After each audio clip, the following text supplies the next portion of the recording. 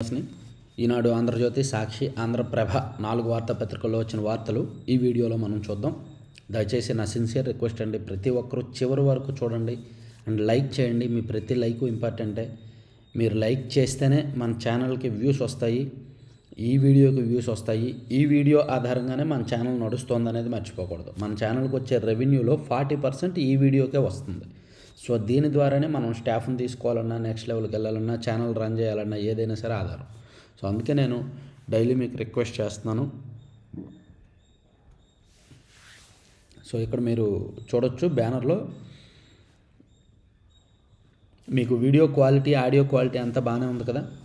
నేను ఇంకొక 15 రోజులు ఇక్కడే ట్రీట్మెంట్లోనే ఉండాల్సి వస్తుంది. కోయంబత్తూరులో ఉన్నాను, ఇంకో 15 days ఇక్కడే ఉంటాను. ప్రస్తుతానికి ట్రీట్మెంట్ సెకండ్ లెవెల్కి వెళ్తుంది. కాస్త నీరసం అంతా బాడీ మొత్తం డీటాక్స్ చేస్తున్నారనమాట. లోపల ఉన్నవన్నీ బయటికి పంపించేసి మళ్ళీ కొత్తవి ఎక్కిస్తారు. సో దానికి కొంత టైం పడుతుంది. కొంచెం నాకు నీరసం, రకరకాల సైడ్ ఎఫెక్ట్స్ ఉన్నాయి. అయినా సరే నేను వీడియోలు మిస్ చేయకూడదు. మిస్ అయితే మళ్ళీ యూట్యూబ్ ఆల్గారిథం దెబ్బతింటుంది, ఛానల్ దెబ్బతింటుంది, ప్లస్ అన్ని రకాలుగా కూడా కొలాప్స్ అవుద్ది. కాబట్టి నేను చేస్తున్నాను కష్టపడి. సో మీరు కూడా అలాగే సపోర్ట్ చేయండి. ఇంటి వద్దకే సంజీవని అని రోగి చెంతకే ప్రపంచ స్థాయి వైద్యం. రాష్ట్రంలో ప్రతి ఒక్కరికి 2.5 లక్షల ఆరోగ్య బీమా. గుంటూరు శంకర కంటి ఆసుపత్రి నూతన భవనాల ప్రారంభోత్సవంలో సీఎం చంద్రబాబు. మానవ సేవే మాధవ సేవ అని నమ్ముతుంది. కాబట్టే కంచిపీఠం దేశవ్యాప్తంగా కంటి ఆసుపత్రులు స్థాపించి పేదలకు ఉచితంగా వైద్య సేవలు అందిస్తుంది. ఆది శంకరాచార్యులు స్థాపించిన కంచిపీఠం ఆది నుంచి హిందూ ధర్మం పరిరక్షణకు పాటుపడుతోంది. 1977లో ప్రారంభమైన శంకర కంటి ఆసుపత్రులు ఎందరో పేదల జీవితాల్లో వెలుగులను ప్రసాదించాయి. 5 దశాబ్దాలుగా దేశవ్యాప్తంగా 10 రాష్ట్రాల్లో 14 ఆసుపత్రులు నిర్వహిస్తున్నారు. 30 లక్షల మందికి ఉచితంగా శస్త్రచికిత్సలు, 70 లక్షల మంది చిన్నారులకు కంటి పరీక్షలు చేయడం అసాధారణ కార్యక్రమం. సో ఈ కంటి ఆసుపత్రి వైద్యం ప్రారంభం సందర్భంగా సీఎం గారు అందులో పాల్గొని ఆ ప్రతినిధులు వాళ్ళతో అందరితో కేంద్ర మంత్రి చంద్రశేఖర్ గారు, శంకర ఐ ఫౌండేషన్ వ్యవస్థాపకులు డాక్టర్ రమణి, కంచి కామకోటి పీఠాధిపతి doctor Shankara Vijayendra Saraswati, Sankara eye foundation executive chairman Muralikrishnamurthy వీళ్ళందరితో సహా పాల్గొన్నారు. సో రోగి చెంతకే ప్రపంచ స్థాయి వైద్యం అని చంద్రబాబు గారు పెద్ద పెద్ద కబుర్లు చెప్పారు. అఫ్కోర్స్ నేనేమంటానంటే ప్రపంచ స్థాయి వైద్యం మాకు రాపోయినా పర్లేదు, కానీ ఉన్నంతలో బెస్ట్ ట్రీట్మెంట్ ఇస్తే చాలు. ఏదైనా కష్టం వస్తే ఎమ్మెల్యేలు హైదరాబాద్ రాకుండా ఉంటే చాలు. సో మరి నేను ఇంకా నన్ను మళ్ళీ కొంతమంది అడగొచ్చు, మరి నువ్వెందుకు కోయంబత్తూరు వెళ్ళావని. ఇండియా మొత్తం మీద ఆయుర్వేదిక్ వైద్యంలో ఇదే బెస్ట్ అనమాట. ఇది ఒక ayurvedic college and hospital, plus ఇక్కడ డీన్ ప్రిన్సిపల్ నాకు తెలిసిన ఆయన. అందుకని నేను ఇక్కడికి రావాల్సి వచ్చింది. మన ఆంధ్రప్రదేశ్లో ఇటువంటి ఆయుర్వేదిక్ కాలేజ్ లేదు, ఇటువంటి ట్రీట్మెంట్ కూడా లేదు. సో అందుకని నేను ఇక్కడికి వచ్చాను. మామూలుగా ఇతర వైద్య సేవలు అయితే నేను అక్కడ ఏపీలోనే తీసుకునేవాడిని, వేరే ట్రీట్మెంట్ అయితే. నిన్నగాక మొన్న విశాఖపట్నం కేజీహెచ్లో కరెంటు పోయింది. 12 గంటల పాటు కరెంటు లేకుండా చికిత్సలు చేయాల్సి వచ్చింది. సో అటువంటి సమస్యలు లేకుండా చూసుకుంటే చాలు. ప్రపంచ స్థాయి వైద్యం అనేది తర్వాత. అది సీఎం గారు మాట్లాడిన అంశాలు వేశారు. తర్వాత ఎకో టూరిజం ప్రాజెక్టులతో రైతుల ఆదాయం పెంచండి. వన్యప్రాణులు మనుషుల మధ్య సంఘర్షణలు జరగకుండా చర్యలు. పలమనేరు పర్యటనలో ఉప ముఖ్యమంత్రి పవన్ కళ్యాణ్. కుంకి ఏనుగుల శిబిరం, గజరామం నగరవనం ప్రారంభోత్సవం. వన్యప్రాణులు మనుషుల మధ్య సంఘర్షణలు జరగకుండా చర్యలు తీసుకోవాలని ఉప ముఖ్యమంత్రి పవన్ కళ్యాణ్ ఆదేశించారు. పొలాలపై ఏనుగులు, కోతుల దాడితో రైతులు నష్టపోతున్నారని, ఇలాంటి సమస్యలున్న ప్రాంతాల్లో 10 నుంచి 12 ఎకరాల్లో ఎకో టూరిజం ప్రాజెక్టులు ఏర్పాటు చేసి అన్నదాతల ఆదాయం పెంచాలని పవన్ కళ్యాణ్ గారు సూచించారన్నమాట. పవన్ కళ్యాణ్ గారు 2 రోజుల పాటు ఉమ్మడి చిత్తూరు జిల్లాలో పర్యటించారు. ఒకరోజేమో అంటే శనివారం మొత్తం ఆయన ఈ తిరుపతి ఎర్రచందనం ప్రాంతంలో పర్యటించారు. రెండో రోజు నిన్న పలమనేరు అటవీ ప్రాంతంలో పర్యటించి కుంకి ఏనుగుల శిక్షణ శిబిరాన్ని అదంతా చూశారు. అయితే ఆయన మధ్యలో హైదరాబాద్ వెళ్ళొచ్చారు. అక్కడే స్టే చేయలేదు. అక్కడే స్టే చేసి అధికారులతో రివ్యూ చేయడమో, పార్టీ రివ్యూ చేసుకోవడమో, లేదంటే ఇంకేమైనా పనులు చేసుకోవడం ఉంటే బాగుండేది. మధ్యలో హైదరాబాద్ వెళ్ళి రావడం వల్ల కొంత విమర్శలు వస్తున్నాయి. ఇక లోకేష్ గారు బీహార్లో ఎన్నికల ప్రచారం చేశారు. ఎన్డీఏను తిరిగి గెలిపించాలి, 3 అంశాల ఆధారంగా తీర్పు ఇవ్వండి. బీహార్ ఎన్నికల ప్రచారంలో మంత్రి నారా లోకేష్ వైకాపాకు ఒక్క ఛాన్స్ ఇచ్చి ఏపీ తీవ్రంగా నష్టపోయిందని వ్యాఖ్య. సో మన రాష్ట్రాన్ని కేస్ స్టడీగా ఎగ్జాంపుల్గా చూపించి మా రాష్ట్రంలో ప్రజలు ఒక్క ఛాన్స్ పేరుతో 2019లో తీర్పు ఇవ్వడం వలన మా రాష్ట్రం 25 ఏళ్ళు వెనక్కి వెళ్ళిపోయింది. శాంతి భద్రతలు క్షీణించి పరిశ్రమలు పొరుగు రాష్ట్రాలకు వెళ్ళిపోయి మా రాష్ట్రం మొత్తం నష్టపోయింది. అలాంటి పరిస్థితులు బీహార్లో మీరు తెచ్చుకోవద్దు. సో ఎన్డీఏనే మళ్ళీ గెలిపించండి అని, అభివృద్ధి కొనసాగుతుంది, అవినీతి లేకుండా ఉంటుంది, యువతకు ఉద్యోగాలు వస్తాయి. ఇండియా కూటమి అంటే మహాగఠబంధన్ వాళ్ళు ఇచ్చిన హామీలన్నీ కూడా అమలు సాధ్యం కాదు, వాటిని నమ్మొద్దు, నమ్మి మోసపోవద్దు అని నారా లోకేష్ గారు బీహార్ ఎన్నికల ప్రచారంలో మాట్లాడారు. సో లోకేష్ గారు బీహార్ ఎన్నికల ప్రచారంలో మాట్లాడడం పట్ల భిన్నాభిప్రాయాలు వ్యక్తమవుతున్నాయి. ఏదైనా సరే ఆయన ఎన్డీఏలో భాగస్వామి పార్టీలో ఉన్నారు కాబట్టి, ఎన్డీఏ పెద్దలు ఆహ్వానం మేరకు ఆయన వెళ్ళి ప్రచారం చేశారు కాబట్టి ఆయన్ని తప్పు పట్టడానికి లేదు. ఆయన ధర్మం ఆయన నిర్వర్తించారు అంతే. ఇక 5,000 కోట్లతో లారస్ ల్యాబ్స్ ప్లాంట్ విశాఖలో నిర్మాణం, అవసరాన్ని బట్టి మరిన్ని పెట్టుబడులు. సీఈఓ చావా సత్యనారాయణ. ఔషధ సంస్థలకు లారస్ ల్యాబ్స్ అధునాతన తయారీ కాంప్లెక్స్ను విశాఖపట్నంలో 5,000 కోట్లకు పైగా పెట్టుబడితో నిర్మిస్తోంది. ఇందుకోసం ఏపీ ప్రభుత్వం నుంచి 532 ఎకరాల స్థలం కేటాయింపు కోసం వాళ్ళు ప్రతిపాదనలు పంపించారు. దానికి ప్రభుత్వం కూడా అంగీకరించిందంట. ఇక రేపు మైనారిటీ సంక్షేమ దినోత్సవం, ముఖ్య అతిథిగా హాజరు కానున్న చంద్రబాబు. ఉర్దూ భాషాభివృద్ధికి కృషి చేసిన వారికి అవార్డుల ప్రదానం. భారతరత్న మౌలానా అబుల్ కలాం ఆజాద్ జయంతిని పురస్కరించుకొని ఈ నెల 12వ తేదీన మైనారిటీ సంక్షేమ దినోత్సవాన్ని రాష్ట్ర ప్రభుత్వం ఘనంగా నిర్వహించనుంది. విజయవాడలోని తుమ్మలపల్లి కళాక్షేత్రంలో రాష్ట్ర స్థాయి వేడుకల్ని, జిల్లా కేంద్రాల్లో జిల్లా స్థాయి వేడుకలను నిర్వహిస్తారు. దీనికి రాష్ట్ర ముఖ్యమంత్రి చంద్రబాబు గారు ముఖ్య అతిథిగా వచ్చి ఉర్దూ భాష ప్రావీణ్యం కోసం కృషి చేసిన వారికి అవార్డులు ఇవ్వబోతున్నారంట. ఇక సాంకేతికత, నమ్మకం, వాణిజ్యం విశాఖ భాగస్వామి సదస్సు వేదికగా కొత్త ఆర్థిక వ్యవస్థకు మార్గాలు 2 రోజుల సదస్సులో 48 కీలక సెషన్లు. సో విశాఖలో జరగబోతోంది కదా భాగస్వామి సదస్సు, దానికి సంబంధించి ఈనాడులో ముందస్తు కథనాలు వరుసగా నిన్న ఒకటి వచ్చింది, ఈరోజు కూడా ఒకటి వస్తుంది. సో టెక్నాలజీ, సాంకేతికత, ట్రస్ట్, నమ్మకం, ట్రేడ్, వాణిజ్యం అన్న 3 అంశాలను మూల స్తంభాలుగా చేసుకొని కొత్త ఆర్థిక వ్యవస్థకు మార్గాలు రూపొందించడమే లక్ష్యంగా కూటమి ప్రభుత్వం విశాఖ భాగస్వామ్య సదస్సును నిర్వహించనుంది. ఈ నెల 14-15 తేదీల్లో జరిగే సదస్సులో భాగంగా 48 కీలక సెషన్లతో పాటు Andhra Pradesh pavilion, hackathon, B2B business to business, B2G business to government సమావేశాలు జరగనున్నాయి. వివిధ రంగాల్లో 7.48 లక్షల మందికి ఉపాధి అవకాశాలు కల్పించేలా 9.76 లక్షల కోట్ల పెట్టుబడులకు సంబంధించి ప్రభుత్వం 410 ఒప్పందాలు కుదుర్చుకోనుంది. సో ఈ సదస్సులో ఈ 2 రోజుల పాటు 410 ఒప్పందాలు జరుగుతాయి. దాని ద్వారా దాదాపుగా 10 లక్షల కోట్ల పెట్టుబడులు వస్తాయన్నమాట. ఇది చాలా పెద్ద అంశం. అయితే ఇవన్నీ గ్రౌండింగ్ అవ్వాలని నేను కోరుకుంటా, అంతకుమించి మనలాంటి వాళ్ళు కోరుకునేది ఏమీ ఉండదు. అలాగే సంతృప్త శాతంలో సర్కారుకే టోకరా, రిజిస్ట్రేషన్ల శాఖ తీరే వేరు. కొనుగోలుదారుల ఫోన్ నెంబర్లకు బదులు డాక్యుమెంట్ రైటర్ల ఫోన్ నెంబర్లు.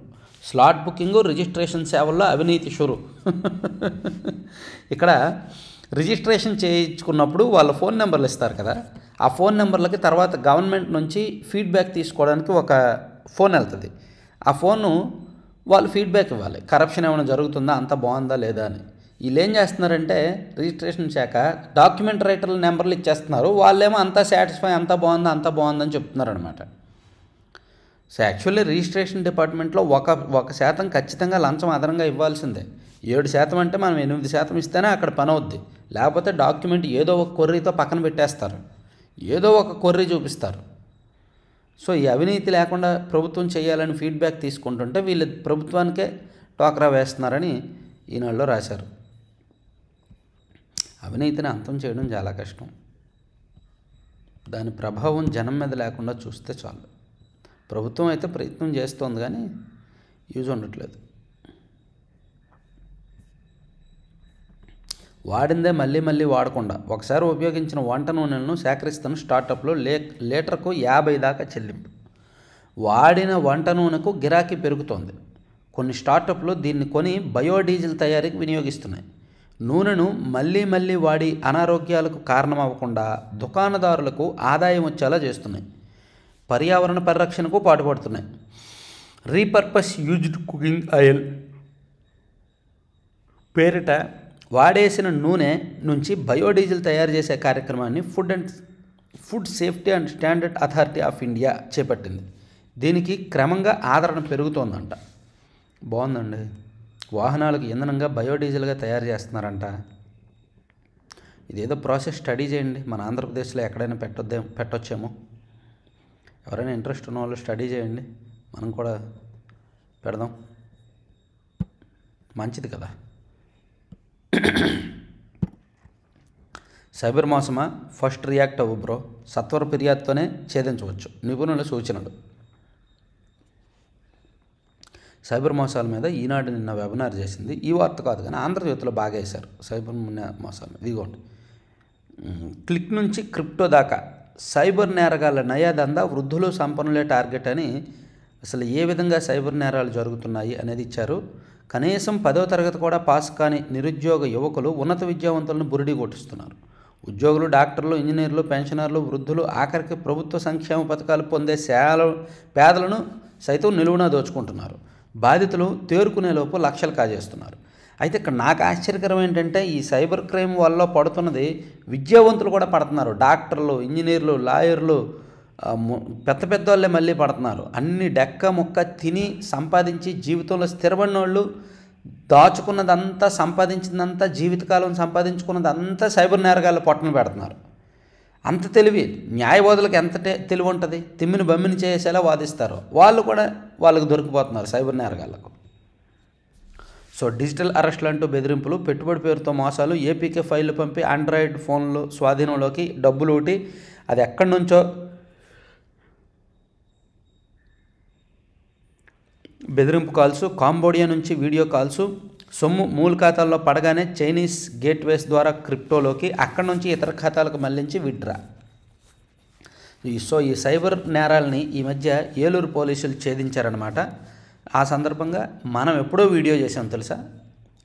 ఈ సైబర్ నేరగాళ్ళు ఏలూరు పోలీసులు ఛేదించిన వీడియో మనం 3 రోజుల కిందటే చేసాం. అది బాగా వైరల్ అయింది, మంచి వ్యూస్ వచ్చాయి. సో దాని మీద ఈరోజు ఆంధ్రజ్యోతిలో స్పెషల్ వార్త వేశారు. ఈనాడులో ఒక వెబినార్ పెట్టారనమాట. సో ఇది పక్కన పెడితే శ్రీవారి సేవలో ముఖేష్ అంబానీ తిరుమలలో అధునాతన అన్నప్రసాద కేంద్రం నిర్మాణానికి చేయూత అందించేందుకు అంగీకారం. తిరుమల అంటే గుర్తొచ్చింది. నేను అంబటి రాంబాబు గారు తిరుమల పర్యటించారండి. తిరుమల వెళ్ళి అక్కడ అన్నప్రసాదం బాగుందని మెచ్చుకున్నారండి. ఇదిగోండి, తిరుమల అన్నప్రసాదం అద్భుత, ఎంతో రుచి, మరెంతో శుచిగా ఉంది. వేలాది మందికి ఇంత రుచిగా ఎలా చేస్తున్నారో ఆశ్చర్యంగా ఉంది. డెడికేషన్ ఉంటే, అంకితభావం ఉంటే, ఇవ్వాలనే తపన ఉంటే అవుద్ది. అంతే తప్ప నెయ్యి కాంట్రాక్ట్ ఇచ్చి మనకెంత మిగులుతుంది, ఈ కాంట్రాక్ట్లో మనకెంత మిగులుతుంది, దానిలో ఎంత మిగుల్చుకుందాం అని అవినీతికి పాల్పడితే, కక్కుర్తికి పాల్పడితే అది సాధ్యం కాదు. కొన్ని విషయాల్లో అవినీతి, కక్కుర్తి వదిలేయాలి. అంబటి రాంబాబు గారు చెప్పండి, మీ పార్టీ నాయకులకు, మీ పార్టీ పెద్దలకు చెప్పండి.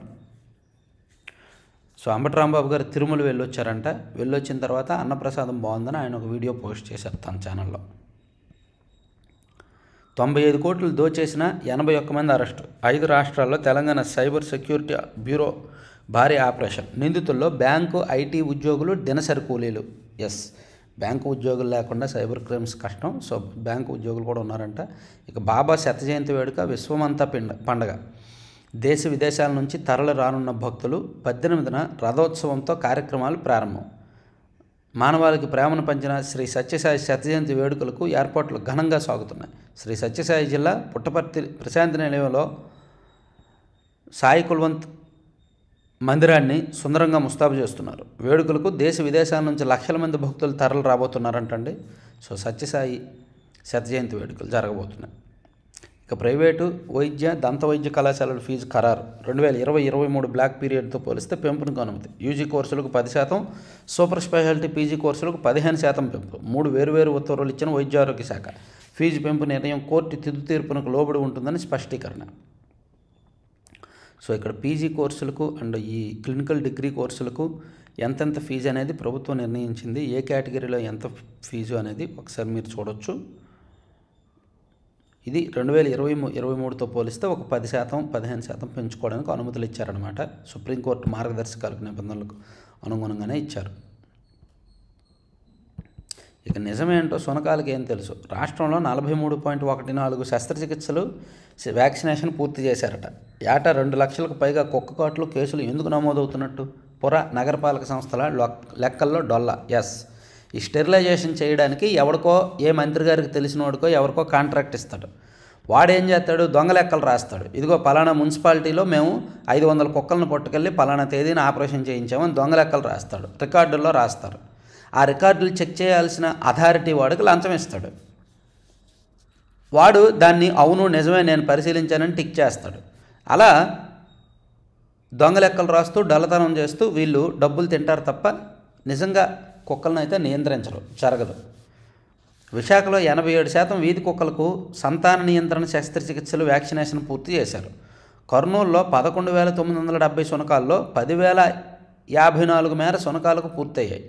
తిరుపతి నగరంలోనూ 74% పైగా సంతాన నియంత్రణ శస్త్రచికిత్సలు వ్యాక్సినేషన్ పూర్తయ్యాయంట. ఇలా ఎక్కడికక్కడ లెక్కలు పెట్టారు.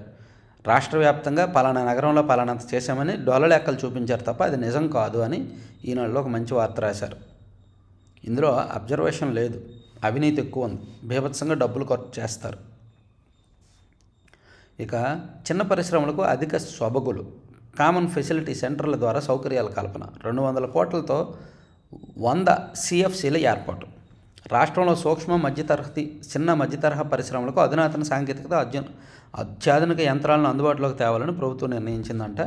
దానికి సంబంధించారు. తర్వాత మొంతాతో భారీ వర్షాలంటూ భయపెట్టిన మెసేజ్లు, ఆదివారం వేకువజామున ప్రజల ఫోన్లకు హెచ్చరికలు, స్పష్టతనియ్యని విపత్తుల నిర్వహణ శాఖ.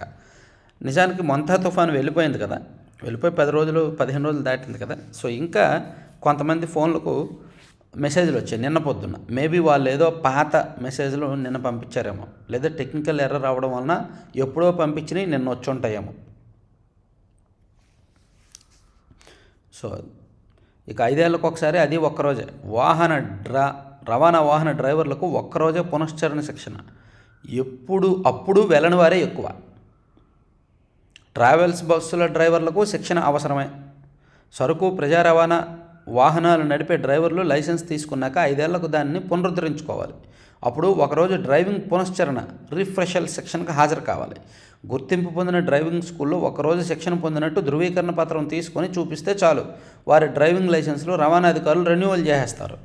నిత్యం ప్రతి బస్సులో 10ల సంఖ్యలో ప్రయాణికులను తీసుకెళ్లే ఈ డ్రైవర్లకు 5 ఏళ్లకోసారి, అది ఒక్కరోజు శిక్షణతో ఏం ఉపయోగం ఉంటుంది? ఆ ఒక్కరోజు శిక్షణ తీసుకునేవారు కూడా అరుదే. సో దీన్ని పెంచాలి అండ్ ఖచ్చితంగా వాళ్ళు వచ్చేలా చూడాలి అనేది ఒక మంచి వ్యాలిడ్ వార్త రాశారు. డొక్కు బస్సులతో ప్రైవేట్ ట్రావెల్స్కు పోటీ ఇవ్వగలరా? ఆర్టీసీ ఏసీ బస్సులు కాలం చెల్లినవే అధికం, కొత్త ఏసీ బస్సులు కొనుక్కుంటే చాలా కాలం అయింది. కింద ఈ వార్త మరో ఇంట్రెస్టింగ్ వార్త చూడొచ్చండి. ప్రభుత్వ గుర్తింపు డ్రైవింగ్ శిక్షణ కేంద్రాలు ఏర్పాటు చేస్తున్నారంట. సాధారణంగా ఇప్పుడు మనకి లైసెన్స్ కావాలంటే మనం ఫస్ట్ లెర్నింగ్ లైసెన్స్ అప్లై చేసుకొని దాన్ని తీసుకున్న తర్వాత డ్రైవింగ్ నేర్చుకున్న తర్వాత 6 నెలలలోపు పర్మనెంట్ లైసెన్స్కి అప్లై చేయాలి కదా. దీనిలో మనం డ్రైవింగ్ పరీక్షకి వెళ్ళాలి కదా, 8 అంకి వేయాలి, హెచ్ వేయాలి, ఇవన్నీ వేసి పాస్ అయిన తర్వాత మనకు లైసెన్స్ ఇస్తారు. దీనిలో కొంత లంచాలు, అవినీతి వ్యవహారాలు, మీడియేటర్లు వీళ్ళందరూ ఉంటారు, తప్పదు, వ్యవస్థ అలా మారింది. సో ఇప్పుడు ఈ పరీక్ష లేకుండా రాష్ట్ర వ్యాప్తంగా కూడా గుర్తింపు పొందిన డ్రైవింగ్ శిక్షణ కేంద్రాలు ఏర్పాటు చేయబోతున్నారంట 53 చోట్ల. ఆ 53 చోట్ల కూడా ప్రభుత్వమే ఏర్పాటు చేస్తుంది. ఒక్కొక్క సెంటర్కు 2.5 కోట్ల వరకు ఆర్థిక సాయం ఇస్తారు. అక్కడ డ్రైవింగ్ శిక్షణ తీసుకుంటే ఇంకా లైసెన్స్ ఇచ్చేస్తారు డైరెక్ట్గా, పరీక్ష ఉండదు, పరీక్ష అవసరం లేదు. ఇది బాగుంది యాక్చువల్లీ, ఈ విధానం ఏదో బాగుంది. డ్రైవింగ్ శిక్షణ తీసుకుంటే అక్కడే లైసెన్స్ ఇస్తారు. వాళ్ళు ఆర్టీఏ ఆఫీస్కి రిఫర్ చేస్తారు, మీరు లైసెన్స్ ఇచ్చేయచ్చు, ఇతను నేర్చుకున్నాడు అని. ఇది యాక్చువల్లీ మంచి విషయం, డ్రైవింగ్ నేర్చుకోవడానికి కూడా బాగుంటుంది ఇది.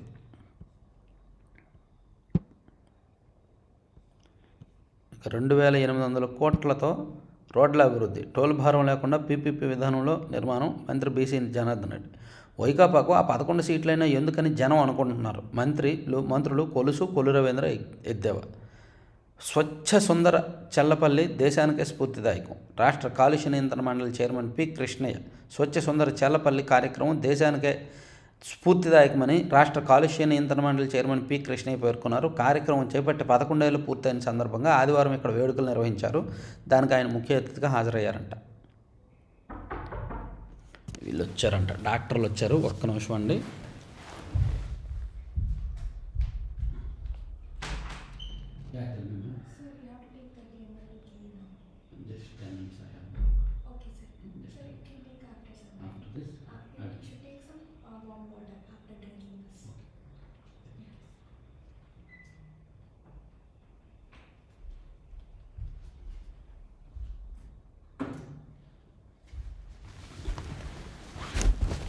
సారీ అండి, చిన్న ఇంటరప్షన్. ఎర్లీ మార్నింగ్ నెయ్యి ఇస్తారనమాట. ఒక 30 ml తీసుకొచ్చి ఇచ్చారు. అది ఇప్పుడు తాగితే నాకు రకరకాలుగా వికారంగా ఉంటుంది, అందుకని తర్వాత తాగుతానని చెప్పి పక్కన పెట్టా. వీడియో అయ్యాక ఒక 10 నిమిషాల్లో తాగుతా. సో ఇక్కడ మనం అంతర్జాతీయ ప్రమాణాలతో మంగళగిరి నియోజకవర్గంలో లీప్ పాఠశాల నిర్మాణం జరుగుతుంది కదా.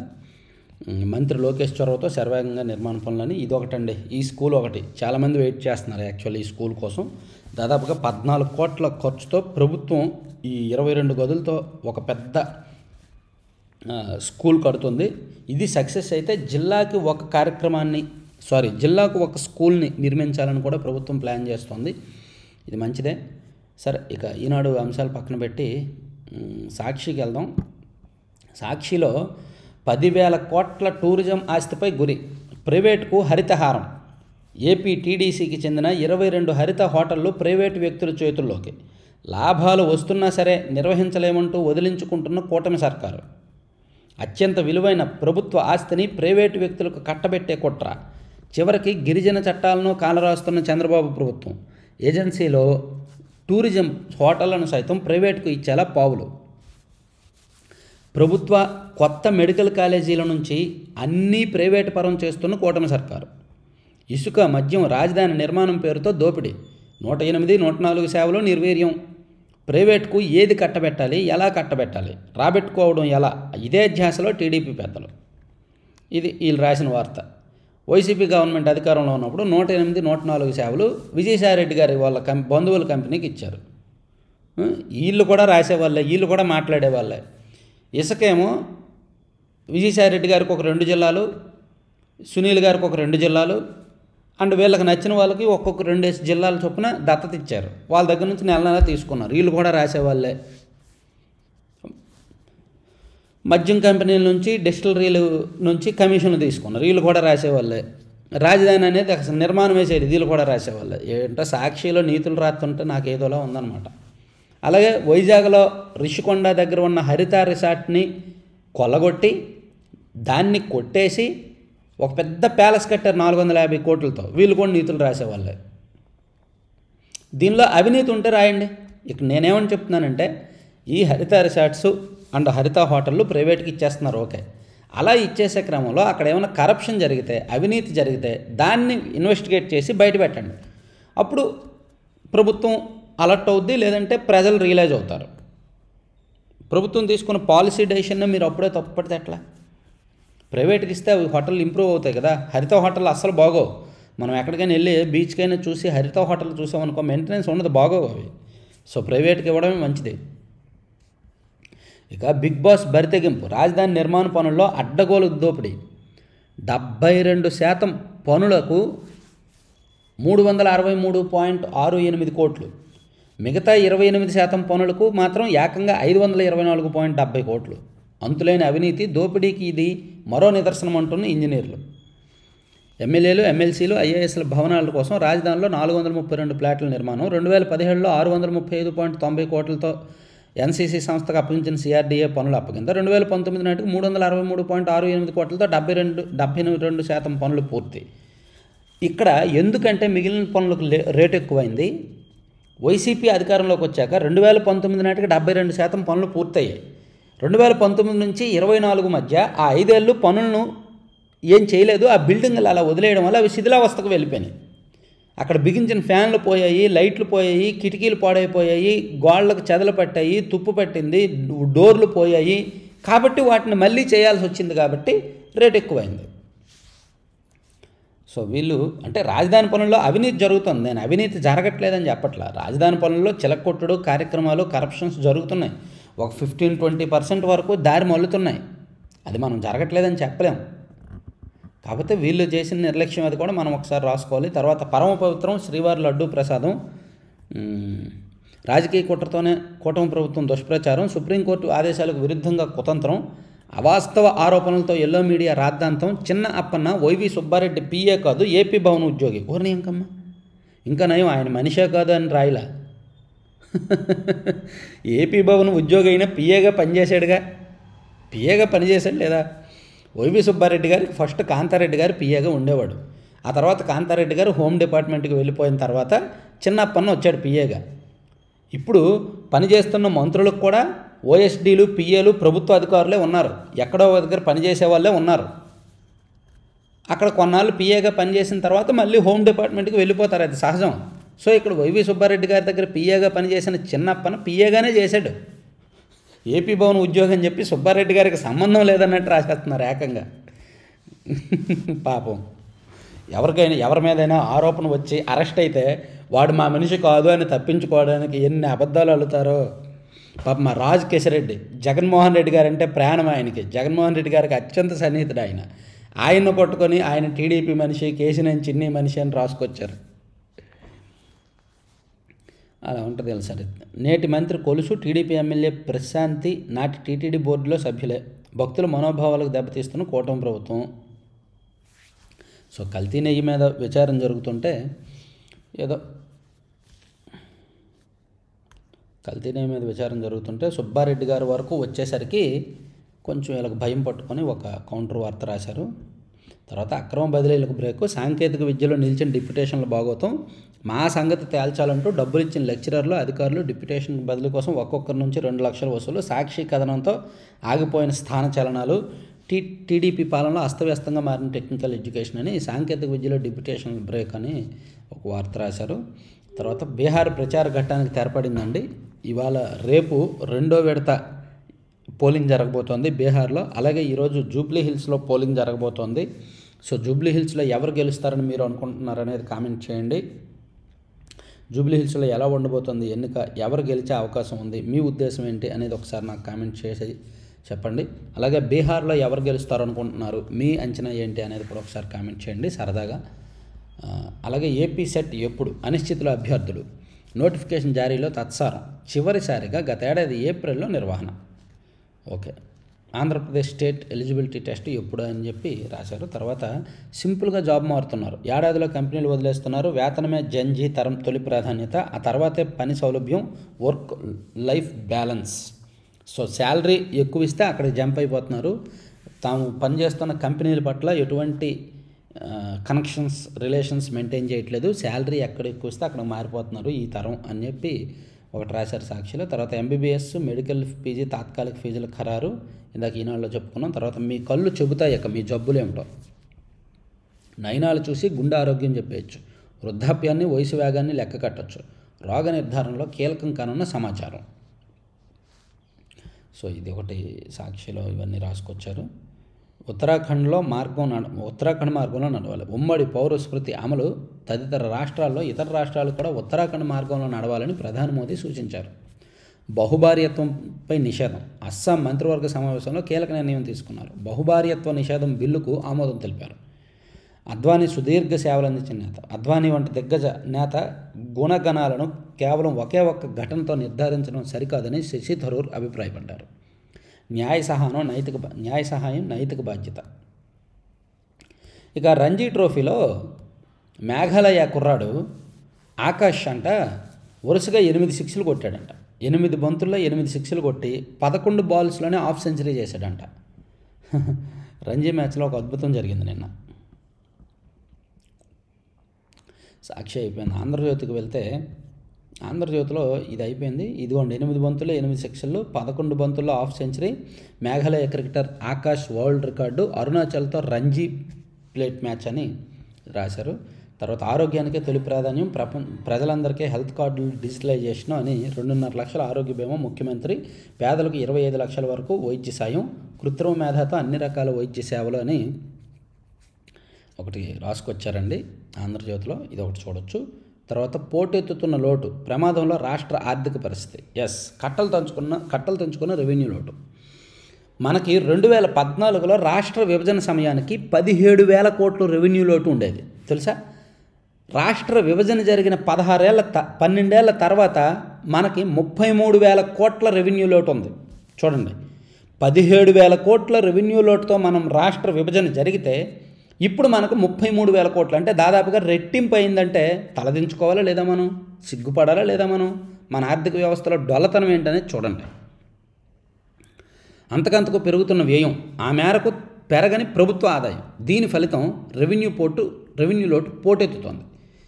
5 ఏళ్ళు జగన్ హయాంతో పోల్చితే గణనీయమైన మార్పు కనిపించినప్పటికీ ఇంకా పరిస్థితి ఆందోళనకరంగానే ఉంది. జగన్ హయాంలో రెవెన్యూ లోటు ఒక దశలో 280% చేరింది. ఇప్పుడు అది 140% అని లెక్క తేలింది. సో ఇది రెవెన్యూ లోటు ఎలా ఉంది ఏంటనేది రాసుకొచ్చారు. ఇక తర్వాత వెంకన్న వంటశాలకు 100 కోట్లు, ముఖేష్ అంబానీ భూరి విరాళం ఇవ్వాలి. 100 కోట్లు ఏంటి, 10 లక్షల కోట్ల ఆస్తిపరుడు 100 కోట్లు ఇస్తే ఏంటి, 1000 కోట్లు ఇస్తే ఏంటి. మీరు ఒక్క ఛాన్స్ తప్పు చేయొద్దు. బీహార్ ప్రజలకు లోకేష్ గారు పిలుపునిచ్చారు కదా, లోకేష్ గారు బీహార్ ఎన్నికల ప్రచారం రాశారు.